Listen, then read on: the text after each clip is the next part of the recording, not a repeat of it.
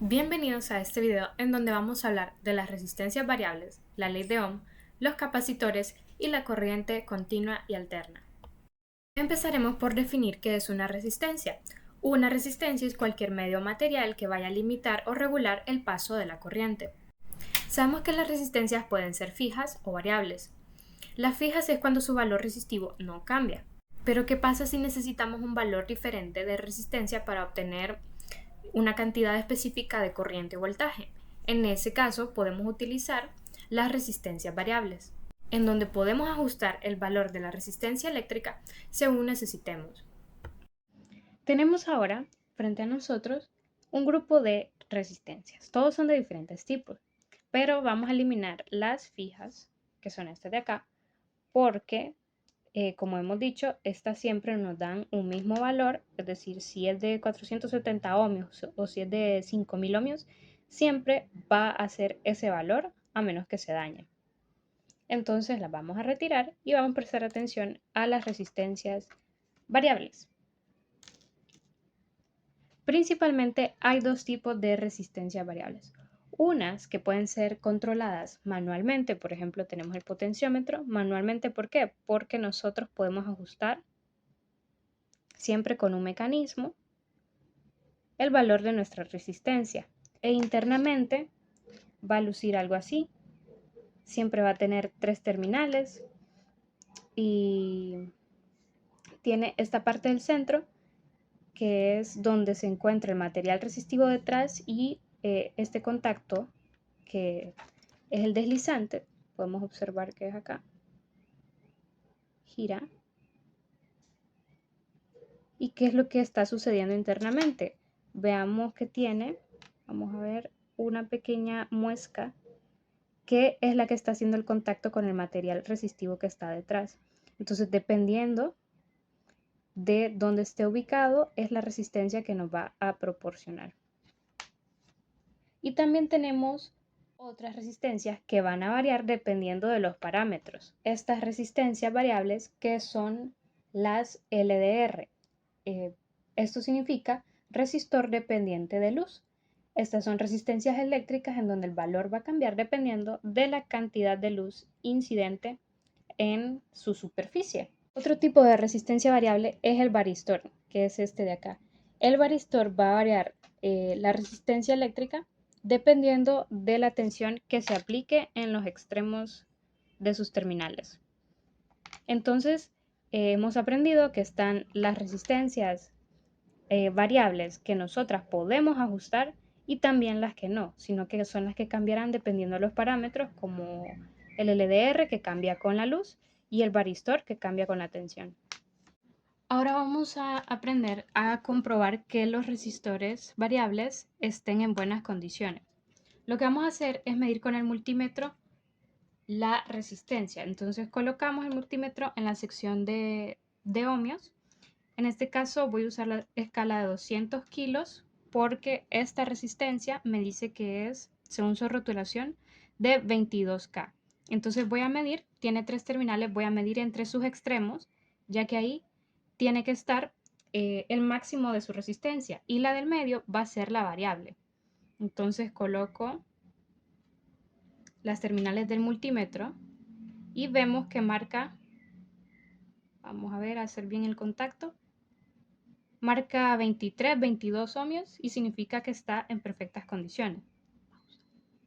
Ahora seguimos con este potenciómetro de acá y este nos dice que es de, vamos a ver aquí, 5 kiloohmios. Entonces ajusto la escala del multímetro, vamos a ponerla en 20K y de la misma manera lo ubico las terminales en sus patillas extremas que nos van a dar, nos tendrían que dar, si la resistencia variable está buena, el máximo de su resistencia. Coloco una acá, aquí, y la otra acá, y vemos que el multímetro marca 4.1.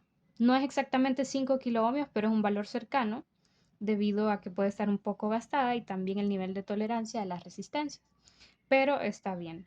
Ahora quiero mostrar qué pasa con la terminal de en medio. Esta es la que está comunicando el mecanismo que nos va a hacer ajustable la resistencia. Entonces lo que voy a hacer, vimos que tenía 5 kiloohmios, la vamos a ubicar más o menos acá. Y ahí más o menos quedó en medio. Vamos a ver si obtenemos la mitad de la resistencia. Y comprobamos que tiene un aproximado de 2 kiloohmios, ya que está ajustado hasta la mitad. Entonces también este potenciómetro está bueno. Por último, vamos a comprobar si esta fotorresistencia está en buen estado. Entonces lo que vamos a hacer es, como esta solo tiene 2 terminales, es un poco más sencillo. Solo ubicamos el multímetro en cada una de sus patillas y va a marcar. Si ven, está variando su resistencia. Ahorita nos da 3.4 kiloohmios porque le está incidiendo luz sobre ella. Ahora, si la acerco a la sombra que tengo por acá, vamos a ver que el valor crece. Vamos a hacer bien el contacto aquí. Pasó de 3, ahora está en 18. Y si la saco de nuevo a la luz, regresa a 3 kiloohmios. ¿Por qué? Porque la relación de luz y resistencia en una LDR es inversamente proporcional. Es decir, si la tengo con mayor incidencia en la luz, va a tener una menor resistencia que cuando la tenga en la sombra. En la sombra va a crecer su resistencia. Ahora pasemos a ver la ley de Ohm. Esta ley de Ohm, como vamos a ver, se va a relacionar directamente con el valor de las resistencias que acabamos de ver. La ley fue establecida en 1827 por un físico y matemático alemán que se llamaba George Ohm. Él estudió la relación que existía entre 3 parámetros, que es la corriente o la intensidad de la corriente eléctrica, la resistencia eléctrica y el voltaje o la tensión, llegando a expresar la ecuación de que la intensidad de la corriente es igual al voltaje entre la resistencia y se puede despejar para el parámetro que nosotros necesitemos encontrar o deducir. Esta ecuación es una de las más básicas entre los principios de la eléctrica y de la electrónica, y para recorrerla podemos utilizar esta pequeña analogía.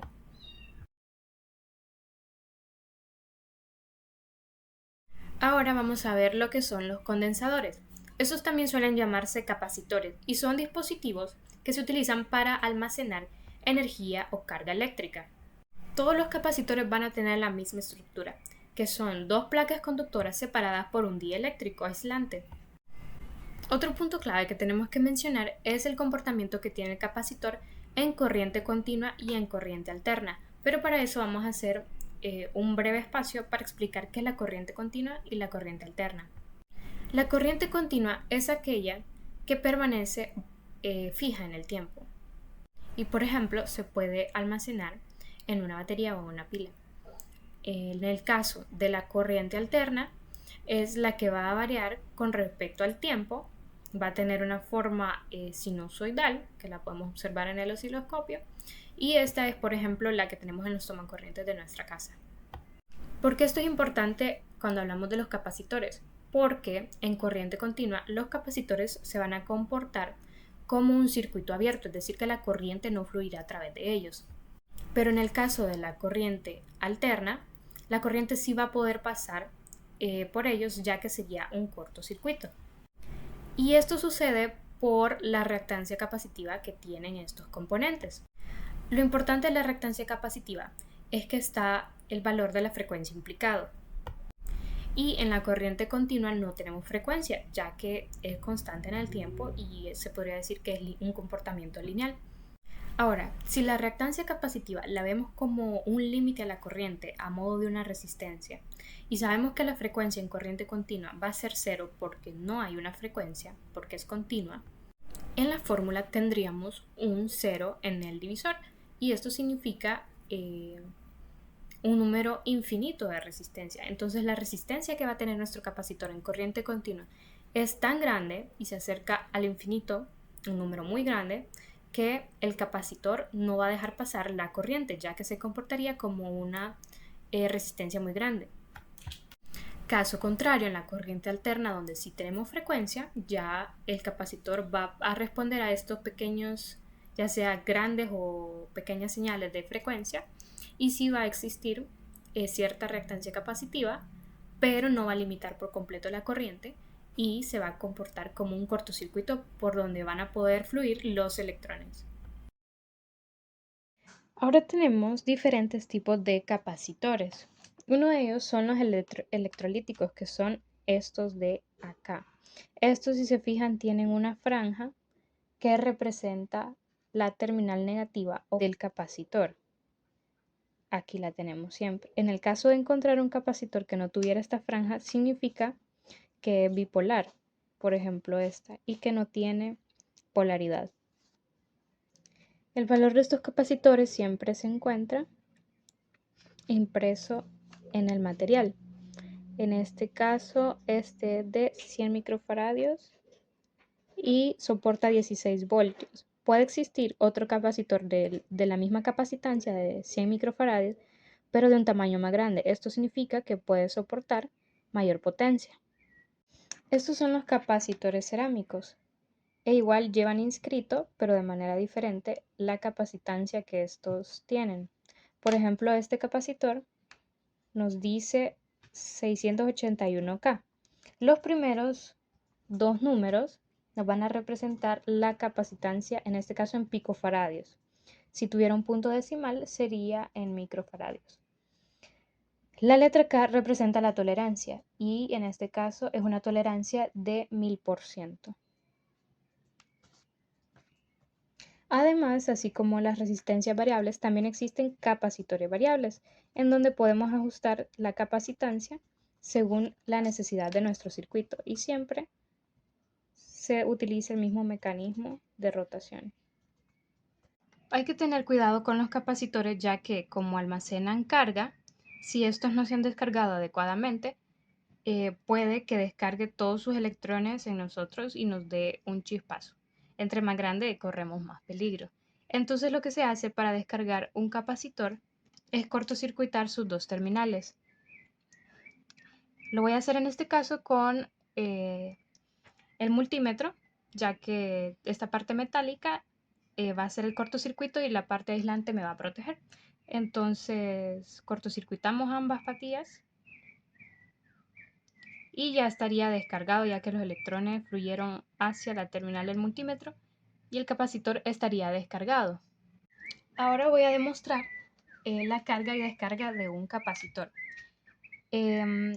Para esto se tiene que utilizar un capacímetro si queremos verificar que la capacitancia esté de acuerdo al valor que nos indica el fabricante, pero también podemos hacer una prueba rápida para ver el funcionamiento del capacitor con un multímetro normal que no tiene la función del capacímetro.